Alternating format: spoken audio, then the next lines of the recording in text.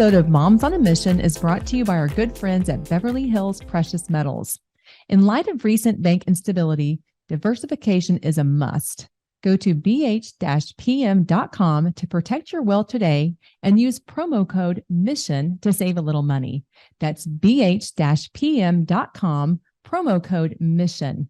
We would love to hear from you. Email us at momsonamission53@gmail.com. That's momsonamission53@gmail.com. Or check us out at momsonamission.net. That's momsonamission.net. And follow us on your favorite platform.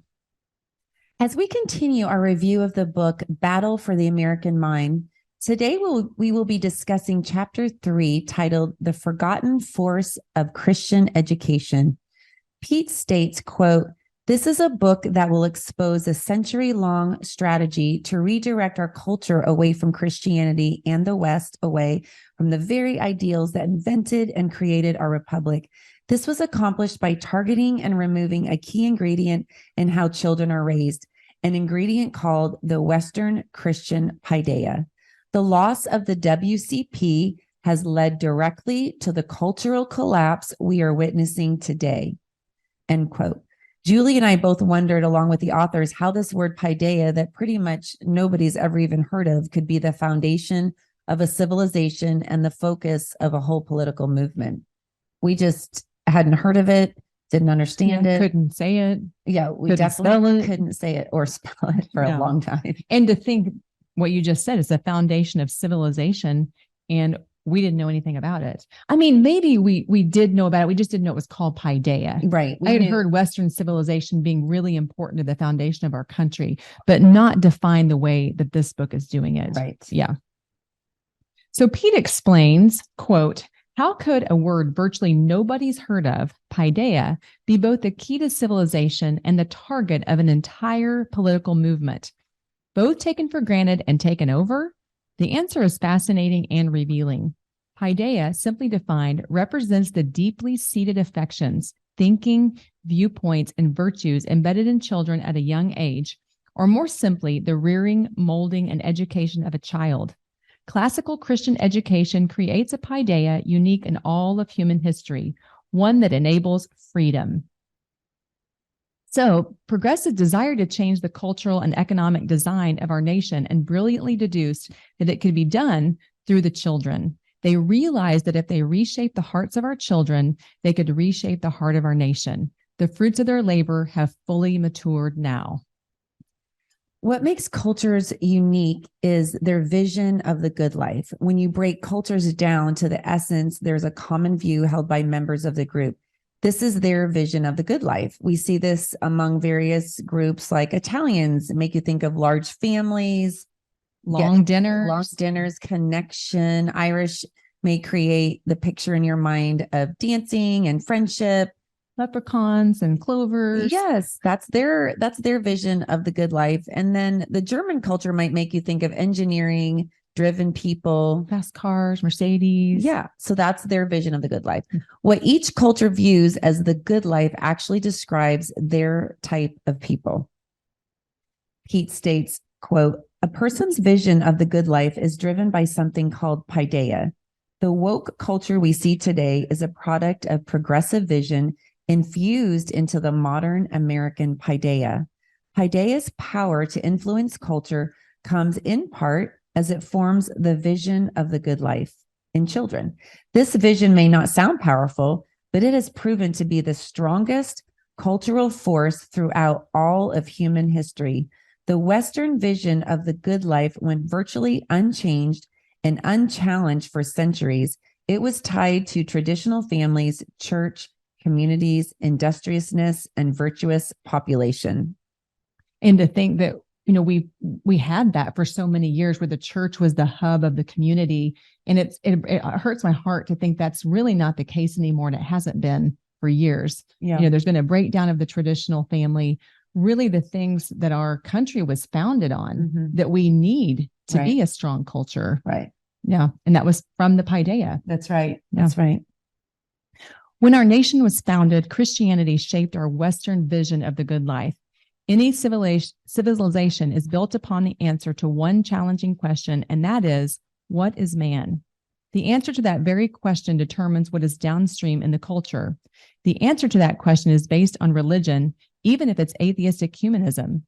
After the Greeks developed the idea that man was a connection or bridge to God, called logos, the Romans inadvertently spread through political subjugation.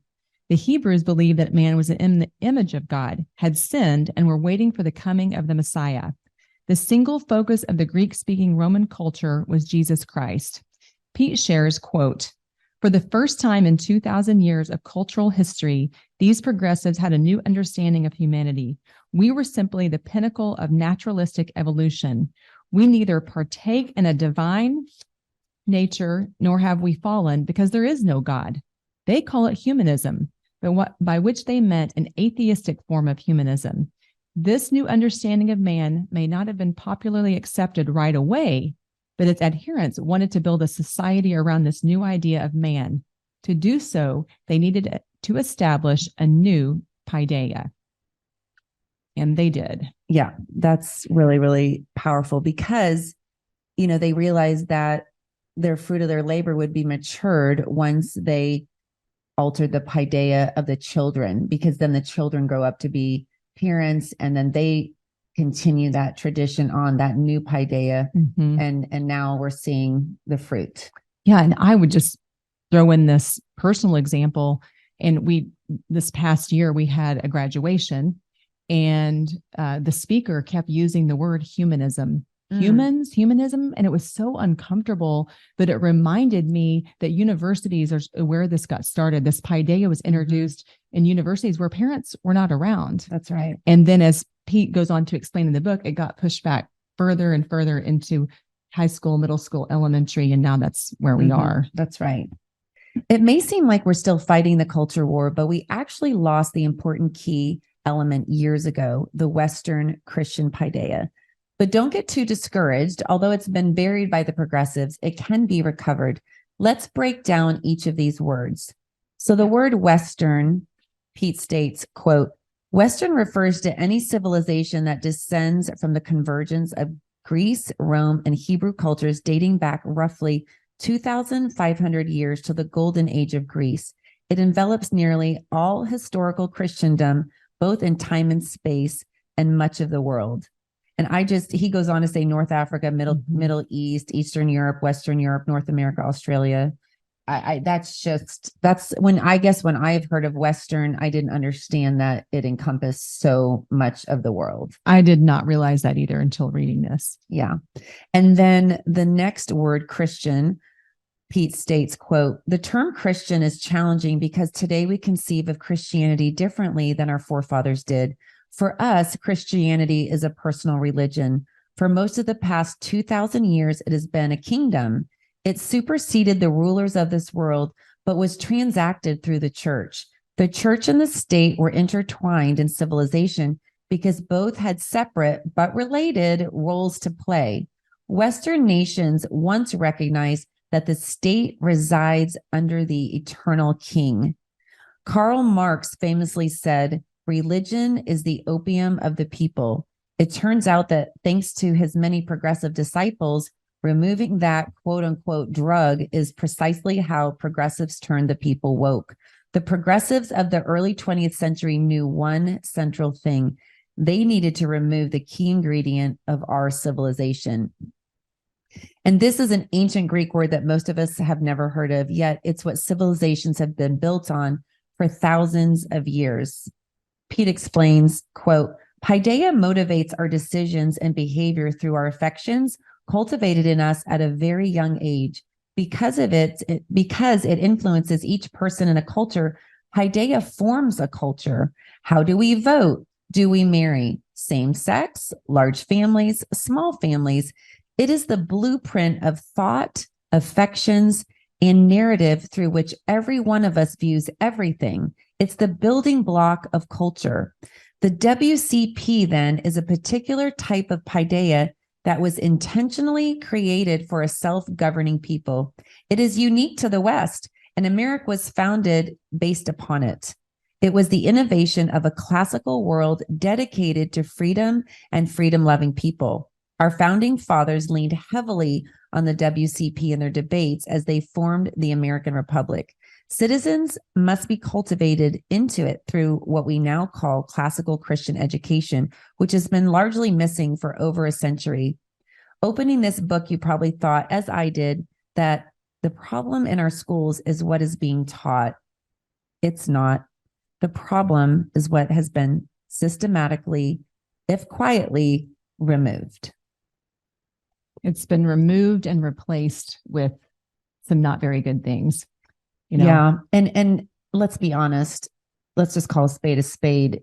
It's a spiritual warfare. I mean, the attack is against our relationship with the Lord. Our attack is against the foundation, which was Christ. Yes. And Christ alone. And that's what they were seeking. I mean, we learned in school lots of different things, and you hear, taxation without representation. Yeah. However, they were seeking really religious freedom. That is what they were seeking. That's why our forefathers came here. And that's why the pilgrims came here. When you go to DC and you look at all the buildings, you don't see Muhammad. God and the symbolism is everywhere in the buildings. And it's just amazing the great lengths that they took to remember God and to mark these buildings with him and his presence. And I love that they did that. And I think that it's so important that we recognize that we had success. We had success with what our founding fathers. I'm not saying we had perfection. No, there were obviously they were flawed men. They absolutely were sinners just like us. Absolutely. And through the lens of the time that they were living, it seems to be, some of their sins seem worse than what we do, but you have to think about the times they were living in. That's right. And, one of the things that I love that you just read that he brought to light was, the Western civilization understood that God was king, the king, the eternal king. That's right. And we lived under him. Yes. Not the opposite. That's right. The state didn't control the king. That's the right. Church. It was the other way around. And we see that being misunderstood all the time. That's right. Church and state. That's right. And our founding fathers understood it very well. Yes. We've messed it up. That's exactly right. Yeah. As you can see, paideia is very powerful and can intentionally be designed to shape and direct civilizations. Before we had public schools, the quote, common school was the model of education. Before 1820, American school was under the jurisdiction of the family and the church, which together was the driving force carrying on the Western Christian paideia. But when the Revolutionary War ended, there was a desire for a common national school system. The progressives knew that this was the avenue through which they could reshape our culture. The Western Christian paideia remained at the center in American schools until about 1910. During the golden age of Greece, 3 things were discovered about paideia. First, every nation has cultivated a certain paideia that is instilled in childhood to carry on its specific culture. Second, the quality of the paideia will be reflected in the greatness of the culture.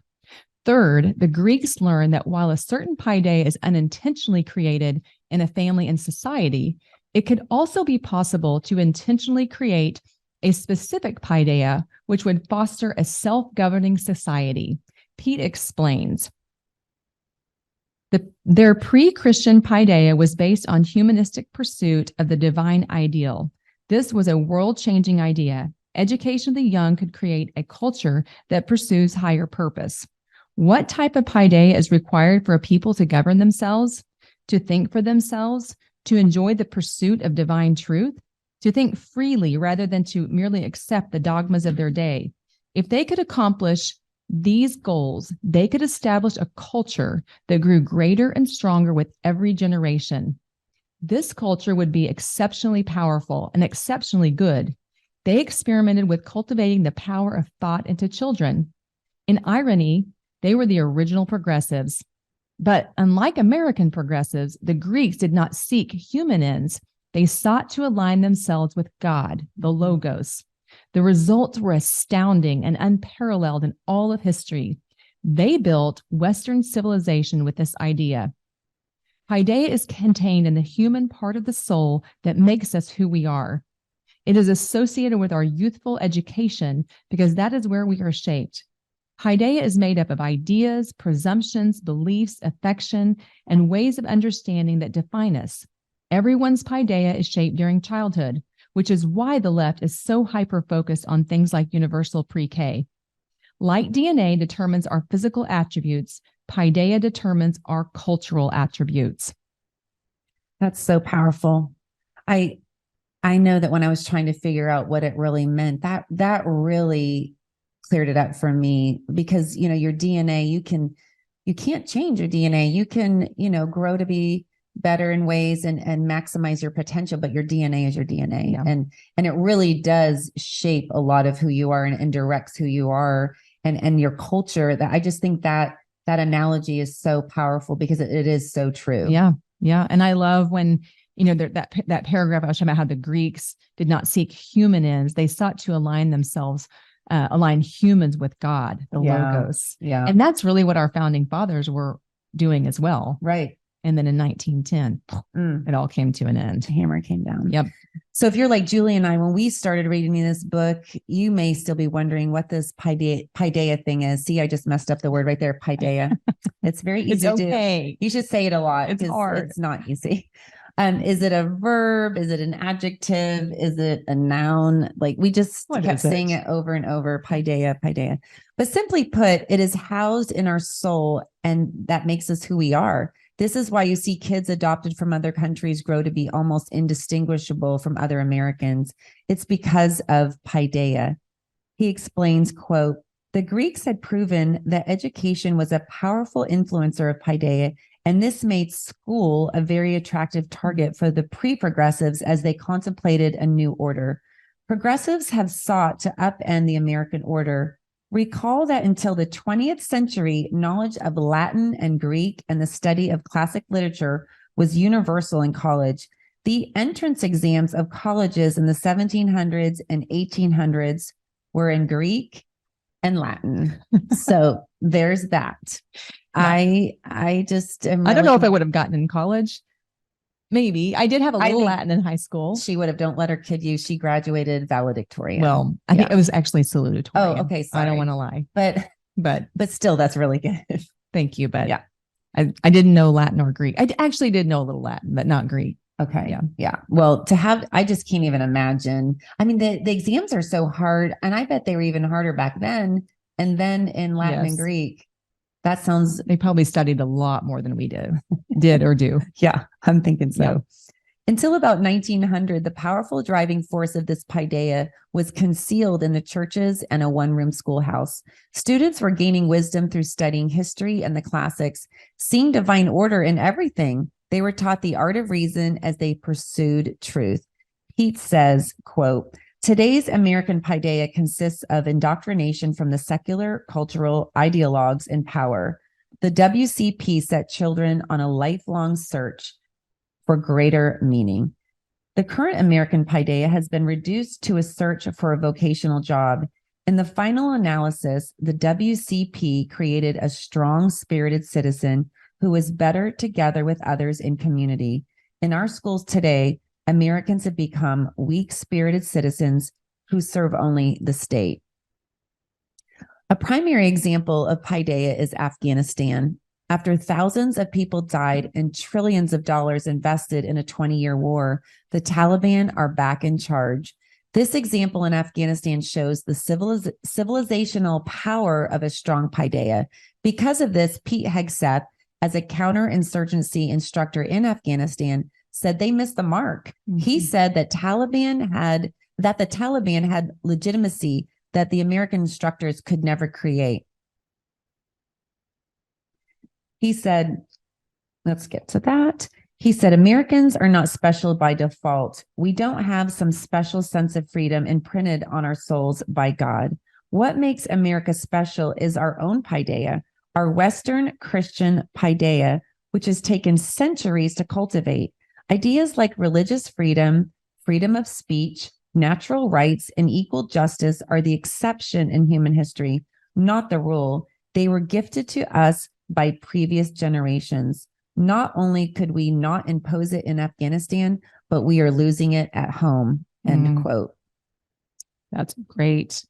paragraph that really sums up some things. Yeah. And the fact that, you know, we're not really special. I mean, as Americans, we would like to think that we are, but we are because of our paideia. I do think we are special. We are set apart, unique because of the paideia that our founding fathers instilled in our country from the very beginning. And I loved how he said, we're spirited citizens. Yes. And I think so. Yeah. You know, we were patriots. Yes. And we do, I think Americans, if you go across the world, I think they would agree with that. It's That's just exactly a part right. of our DNA that came from our paideia. That's right. Yeah. And to think that, I think because I was just talking with somebody about this today at lunch, and that is that I think if we would have lived, you know, a long time ago, when we would have been a little bit closer to the time where like George Washington was our great grandfather, and we knew personally, or we heard personally from our family the sacrifice that was made. I think that we would hold that paideia a little closer to the vest, and we would stand up, and we wouldn't be so comfortable. And I think as generations progress, you just kind of take it for granted that, you know, you don't know what it's like to not be free. You've always been free. So, you know, why would you become uncomfortable to protect that? Yeah. Freedom is definitely not free. No. He closes the chapter by saying that school is more important than you think. He shares Matthew 6:33, which states, quote, "Seek ye first the kingdom of God and his righteousness, and all these things will be added unto you." And this was specifically in response to those who are worried about their job. Pete shares, classical Christian education was built for this purpose in the 1st century AD. Historically, classically trained Christians have built the best schools in the world to seek first Christ's kingdom. The who's who of inventors, leaders, military generals, politicians, and businessmen in history were classically educated up until the past century, as were nearly all missionaries, pastors, and theologians of prior centuries. The exclusive influence of classical education ended in the late 1800s, both for K-12 and college. The WCP's removal, as we shall see, from both colleges and K-12 classrooms has been carefully hidden. Make no mistake about it, the paideia of our youngest was the progressives' ultimate prize, end quote. Yeah. And it makes me kind of feel better, because when he said, you know, it ended in the late 1800s, like our parents didn't not choose that for us, or, you know, you don't have to feel bad that you were not classically educated. It really was not widely available. We're seeing schools pop up in the last 20 years because someone has clued back into the, you know, Western Christian paideia, thankfully. Right. But that made me feel better to think it's not that I didn't choose that. I would have loved to have had that education. Absolutely. And we did get remnants of it. Absolutely. You know, I think there were many teachers well versed in that. It just wasn't the whole approach. Right. And it was, like they said, it was dismantled. That's right. That's right. So there was a lot of reading today. Julie and I struggled with that, to be honest with you. It was harder than most, but we really felt it was important for you to get a lot of what Pete was saying, especially in his beginning chapters. It really forms the foundation of the rest of the book. So we won't need to do that going forward probably as much, but we really felt it was important to do that today, especially paideia, because we could hardly pronounce it for a while. Yeah, so and that's the crux of the book, understanding paideia. Yeah. So we just wanted to let you know, if that was a lot of reading, it was because it was necessary just to convey the point in this chapter. Yeah. And just to remind you to go ahead and get a copy for Battle of the American Mind. We are reading some from it, taking excerpts, but it would be great if you get your own copy. It's easy to find on Amazon or your favorite, wherever you buy your favorite books. And and read along with us. Yeah. And we'd like to thank you for joining us at Moms on a Mission today. We would love to hear from you and get connected with you. So first, follow us on your favorite platform. There's a follow icon underneath. I know in Rumble and in Apple, it's on the top right underneath the podcast. It'll say follow. You want to click on that. If it says unfollow, then that means you're following us. I know that sounds confusing, but that's how it works. So first do that, and then you'll get notified when our new episodes are released. And then go to our website at momsonamission.net. That's momsonamission.net, and fill out your information, and we can stay connected that way. And then email us with your comments or questions at momsonamission53 @gmail.com. That's Moms on a Mission 53 @gmail.com. Moms on a Mission is excited to partner with our friends at MyPillow. According to sleep experts and sleephealth.org, over 50 million Americans struggle to get a good night's rest. That's where MyPillow comes in. They make the best pillows, sheets, mattresses, and mattress toppers. Several years ago, I was having trouble falling and staying asleep due to neck and shoulder pain. Luckily, I heard an ad about MyPillow and decided to give it a try. After 3 or 4 days, I really began to feel a difference. I was sleeping better and my neck and shoulders felt so much better. MyPillow really does help you fall asleep faster and stay asleep longer. Moms on a Mission wants you to get a great night's rest too. Go to mypillow.com right now and use the promo code MISSION for up to 66% off your purchase. MyPillow products are made in America and have a 60-day money-back guarantee and lifetime warranty. Remember, go to mypillow.com, put in the special code MISSION for your special Moms on a Mission discount. Thank you and God bless. Hey guys, it's Moms on a Mission here. Are you worried about your financial stability and protecting the money for which you work so hard?